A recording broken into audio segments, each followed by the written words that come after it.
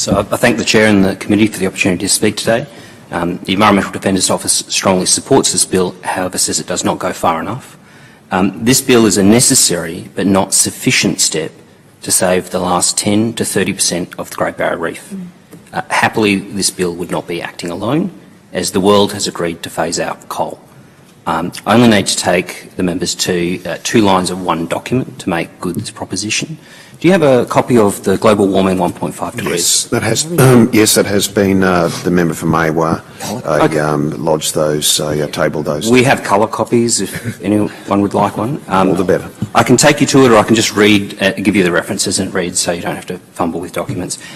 On page 10, at section B42, the report says coral reefs, for example, are projected to decline by a further 70 to 90% at 1.5 degrees. That's something for which they have high confidence, with larger losses that is greater than 99% at 2 degrees, and they have very high confidence. So what that means is that if we are to preserve the last 10 to 30% of coral reefs, including the Great Barrier Reef, we need to limit warming to 1.5 degrees. I don't think it's trite to say as shorthand, in order to save the reef, we need to limit warming to 1.5 degrees. That's the first line I want to take you to. The second in that report is at page 16. There, the IPCC model 4 different scenarios of how to keep warming below 1.5 degrees. And in those scenarios, they model the relative percentage, for example, in particular, our ability to burn biofuels in the future and store that carbon underground so that we can get to negative emissions by 2070, as we need to do. Under all of those scenarios, coal power is reduced by 60% by 2030 relative to 2010 levels. If we are to not give optimistic projections to carbon capture and storage, we would be reducing coal power by 78% on 2010 levels by 2030. So, as I read it, the thermal coal production of Queensland in 2010 was about 50 million tonnes. So that means we would need to reduce coal power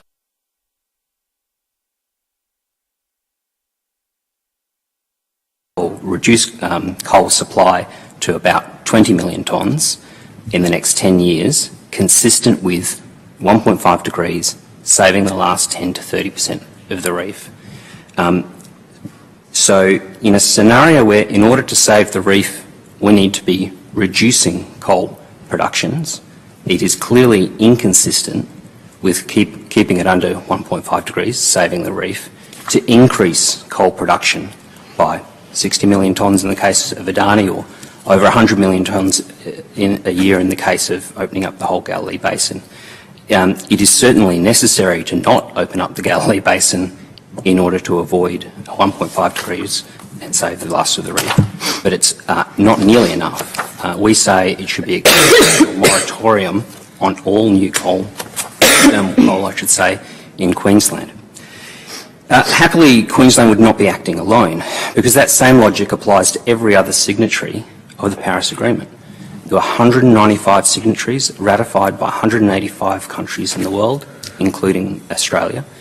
They agreed to pursue efforts to keep warming below 1.5 degrees. And there is no credible pathway to staying below 1.5 degrees that includes expanding coal. Quite the opposite.